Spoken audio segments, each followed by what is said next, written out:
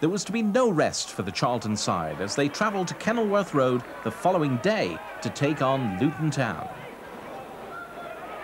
Charlton's cold-eyed assassin David White shrugged off the wintry conditions to blast the Addicks into the lead after 19 minutes with a quality strike that left Jurgen Sommer with no hope.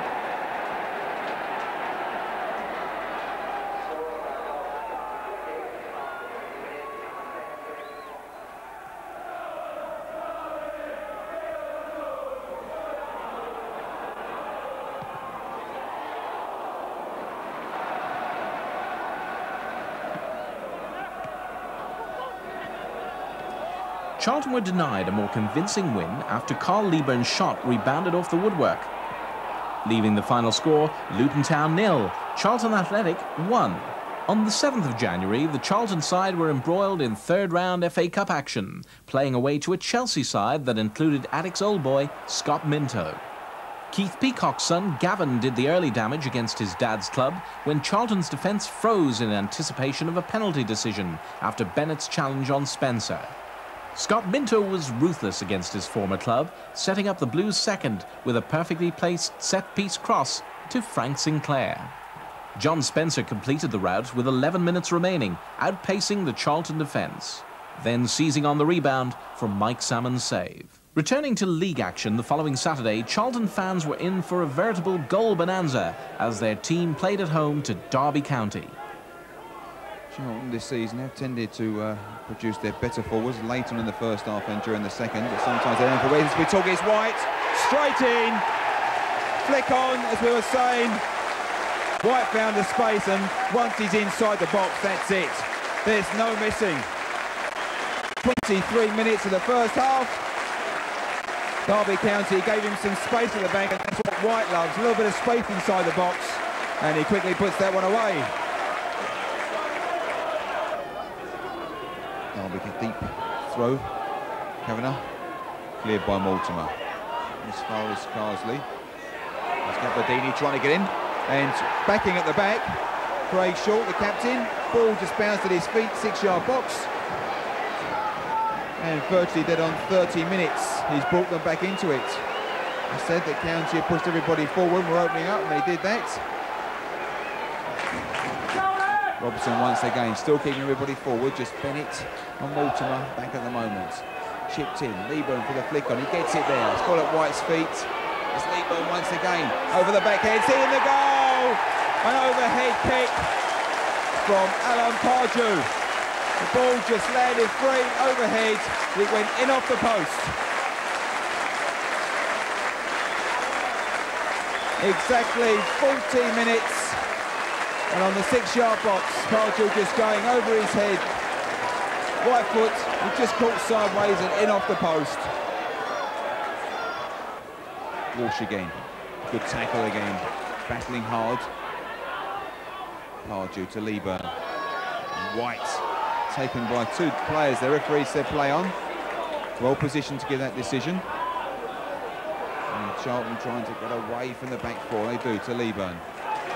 Bennett could be offside, he's onside, Bennett, referee's inside the box, Mickey Bennett for his first goal for Charlton, and it's saved by the keeper, Robson, the cross, and he scores! Bennett really should have scored. Derby's back four stayed in line. They're going to play him offside. Mickey Bennett inside the box. I think everyone expected him to score. The keeper made a great save, Steve Sutton, and in stoppage time of the first half, Mark Robson just curls it in from the back post.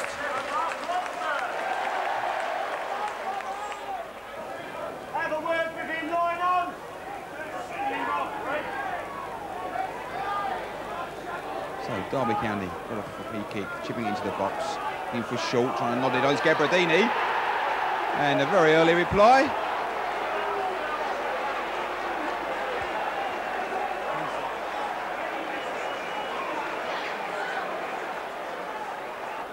Left foot curls it in. There's Chappell, straight into the hands of Steve Sutton. Sutton quickly away. And who's away with them? It's Stallard and Gabardini. And the ball bounces from Mortimer to Gabardini, goes round to us, it's Stallard. Is that going to be the equaliser? It's there. Stallard has equalised. with just 15 minutes to go. That's 3-all. Once again, Derby County just coming away quickly, looking for the two up front. Unlucky from Ultima, the ball didn't bounce kindly for him, but straight to the feet of Stellard. It was 2-on-1. Around they go. And they make it 3-3 with just about 14 minutes left of normal time. It's Bardew. Can't find Bennett. And the duo are there. This is Gabardini. It's up against Chappell. He's going to try and cut inside. He likes it on the right foot. There it is. And there's the winner. It must be the winner, Gabardini. Gabardini has caused so much hassle for Derby County. They've got 2 minutes to go. Ball broke away. He went inside Chappell and drove it home. The full-time score, Charlton Athletic 3, Derby County 4.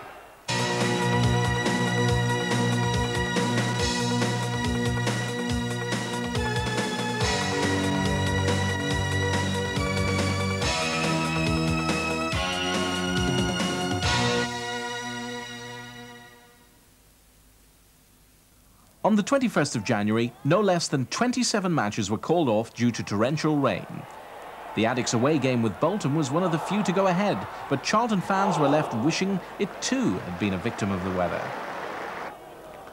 Just how windy it is demonstrated by that flag, which is hardly standing upright. Oh, almost put into his own goal by Paul Mortimer. Lee, the one player who's managed to keep his feet in the boggy Burnden conditions. McGinley with him. Waits for support. This is Thompson. Seizes the opportunity, and it was only a yard over the top. Great move from Bolton. Lee so comfortable. He might be wearing Wellington boots in these terrible conditions. Oh, just takes a deflection. Coleman looking for the big men in attack. The biggest man is Patalainen, and McGinley is claiming the goal. His first goal in 3 months. I'm not entirely sure that it was his. It seemed to come off the defender. In fact, it did come off for Cleary. McGinley claiming it. Turn from Bennett as well to keep the ball in play. Nelson with his back to goal. Where's this going to end up? In the back of the net. David White equalises for Charlton Athletic. Here again, the main outlet for the Bolton midfield. Goes Patalainen, and there goes McGinley. That's definitely his goal. Right on the stroke of half-time, a goal of style from John McGinley. McAteer laying the ball off on the halfway line to Schneekers. Now laid off back to McAteer, who started this move, and he finishes it. Jason McAteer puts Bolton Wanderers 3-1 up, and a beautiful goal at that. Thompson just steadying himself. The wind blowing in the faces of Bolton now. Headed down, the goalkeeper's lost it. And Owen Coyle has only been on the field 2 minutes, gets his first telling touch, and it's Bolton's 4th goal. Green does well to keep the ball in play. Maybe he fancies a shot at goal. Try not to be greedy. Patalainen blocked. Coyle finds Thompson. Deflection and falls to Patalainen. That's fine. Mixu Patalainen, who hadn't scored in 6 games. 5-1, Bolton's best win of the season. After being badly beaten by Bolton, the Charlton side were in need of a morale boost as they played away to West Brom on the 5th of February.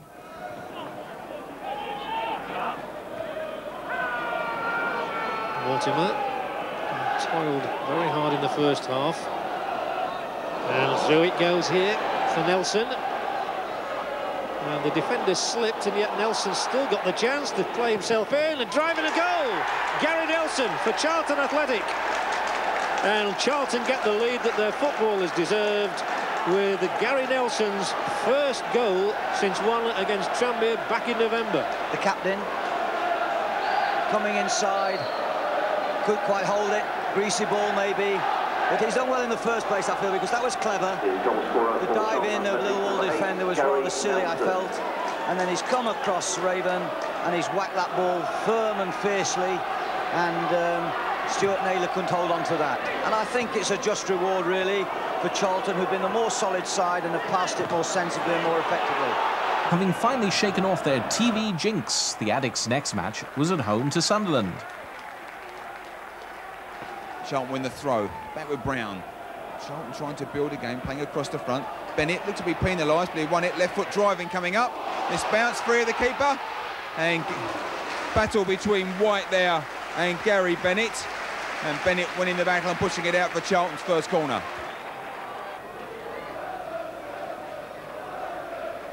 Jones. Let's go the other way. Pardew's there. It's a good ball from Pardew to Brown. Brown's going down the line. Gets the cross in. It's White. Yes, it's there. Cross from Brown. And David White leaning back, right foot drive. Ball going past the hand of Tony Norman. 12 minutes into the second half.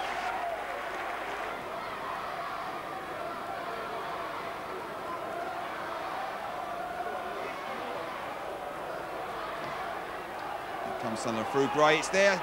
Great save from Salmon. Final score, Charlton Athletic 1, Sunderland 0. The Addicts' next outing was an away game with promotion hopefuls Middlesbrough on the 18th of February. It's White in that position now. All coming to help him. Robson's there if he needs. Nice little ball in from Robson to Blackmore, the old Manchester United combination, and there's the first goal! It's Uwe Fuchs. Middlesbrough lead Charlton by 1-0. The following Tuesday, Charlton were back at the Valley for an evening game with Tranmere. He's done well here. A little chip towards Gary Jones. A terrific bit of defending, though, by Steve Brown for Charlton. Morrissey and Jones so close to fashioning a goal there for Tranmere, who've been on their uppers for most of this second half. But now this is much more like it. And off the post there from Tony Thomas. Morrissey keeping it going again. Gary Jones with a header. Can Nevin finish it off? He's trying very hard. He's keeping it in there. Still with Nevin. Still with Nevin. And in the end, he forces it home.